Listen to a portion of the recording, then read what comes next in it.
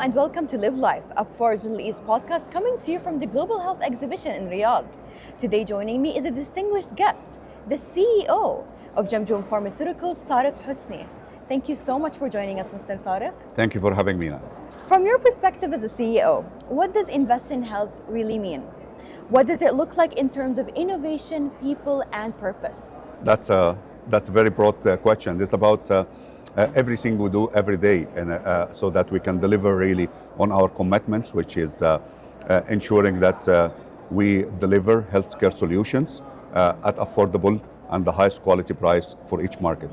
And for that, we need to really, as you said, take investment in health beyond the boundaries of just financial investment or capital investment, but it's basically investing in understanding each key market needs, understanding what will be the area where we can add value to each market for each need, and then ensuring that we start working our engines from a research and development into product supply, into looking for partnership if our internal R&D engine will not deliver on commitment of speed to market, which is the name of the game for us.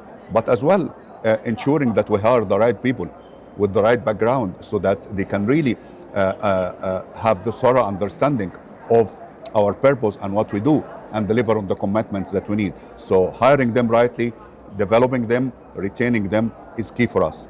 But then we move from this into, as you said, definitely our redefining of innovation, which is beyond the financials, but it takes creativity in everything we do so that we can really deliver better than others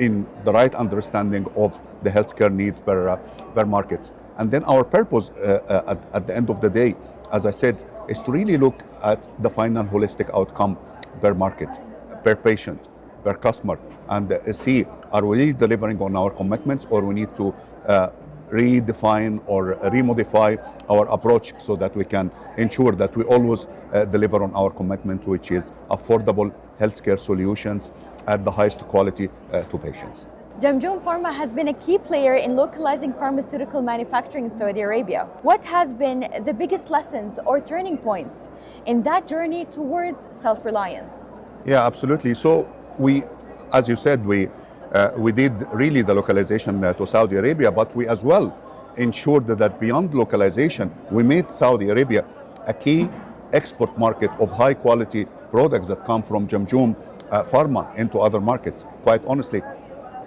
as we speak, one third of the total pharmaceutical exports from Saudi Arabia has the emblem of Jamjoom Pharma. So we contribute to more than 33% of whatever medication go from Saudi. So we go even beyond just localization. We go first into enabling the domestic market to have the right needs, to have the right self-reliance, to your point, but as well, how can we promote Saudi Arabia as a high quality and a credible source for the right products to the right markets. In order for us to deliver on both, as I told you earlier, we really ensure that we have the thorough understanding of the needs.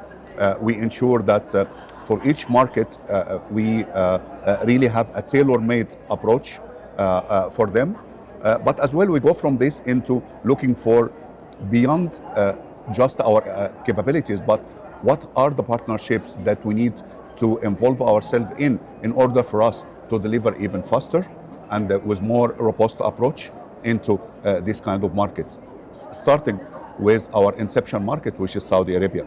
And for this, I think you might have heard, I mean, we are speaking within the Global Health Conference here. I think in the first 30 minutes of the opening remarks of this conference, they announced a key strategic alliance between us and BIF, one of the companies of BIF, Lifera, in order for us to satisfy a key objective of Vision 2030 for Saudi Arabia, which is localization of vaccines and biologicals for Saudi Arabia.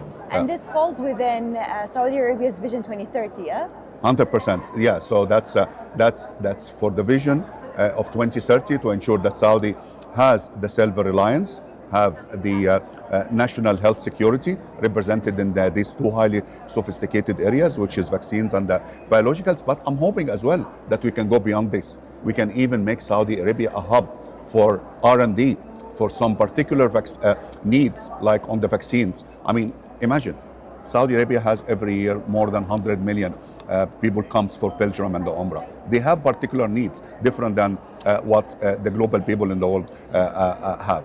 Can we satisfy some of these needs through either our own R&D or in alliance with one of the multinationals that will help them to localize their vaccines to really come with a ready-made solution for these Belgium and Umrah people, and hence and forth for other regional markets across the Middle East and Africa. So that's really addressing Vision 2030 and even going beyond this to ensure that Saudi Arabia is a healthcare hub for R&D, for bringing right products. So in one way, we are localizing, but in a different way, we are actually globalizing as well by working domestically and locally to achieve both domestic needs and global needs in Nazra.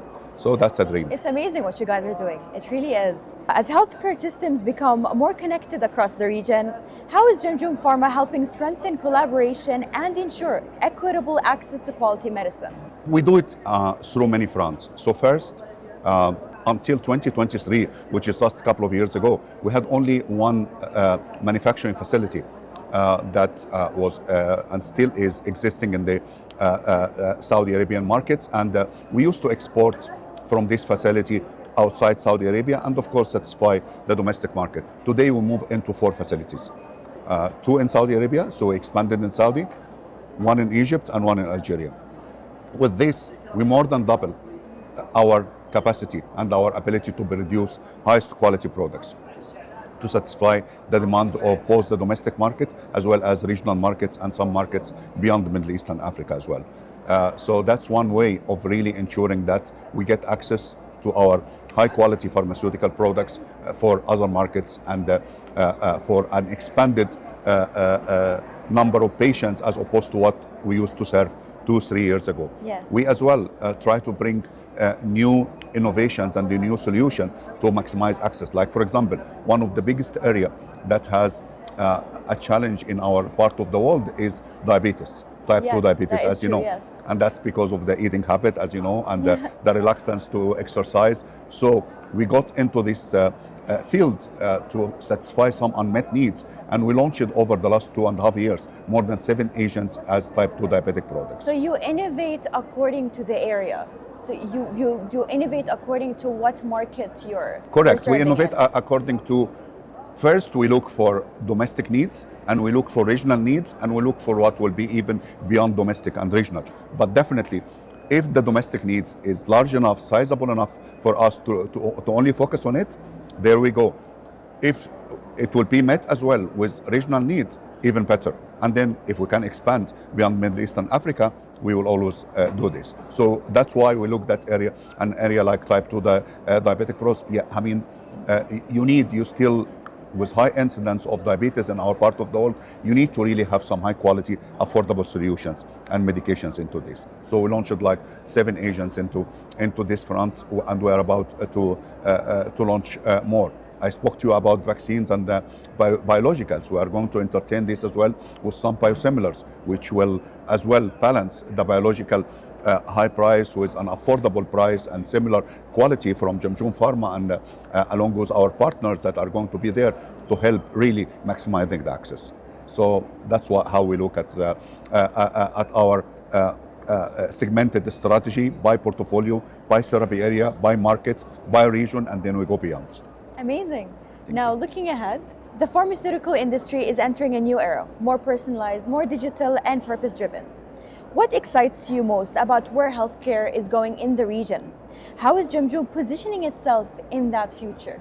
Yeah, sure. No, it's very interesting and very exciting. As you know, imagine, I mean, what took scientists years to understand about cancer and other difficult medications. Now the AI will even make it much easier and will shorten the time for us to understand better, so that we can diagnose better and we can bring a solution better to this. Even in our field, the manufacturing high quality pharmaceutical products, I mean, from getting the supply for our products, from our research and development, developing the product and applying for approval, all these areas you can touch on with a faster and a more crisp approach through digital and through AI, so that you can really improve not only the time, you can improve as well, hopefully, the price, the efficiency, and you can improve a lot of things by approaching this. Even in our forecasting for the market demand, I mean, if you introduce carefully an element of AI, an element of digital, that will even help us to become more precise about our approach and reduce the waste and reduce the errors that might happen in our performance reviews to our people, which is key for us to enable us to develop them and identify development gaps. I think AI can help a lot as well by just feeding certain data about certain individuals and getting what would be the needs, and then we can see common needs across the organization and satisfy it. So I'm very excited about how can we really further utilize AI and digital in enabling us to serve our customers and patients better, which is our purpose ultimately. Thank you so much for joining us here today, Mr. Tarek Hosni. Sure. It was a pleasure. Pleasure to me as well.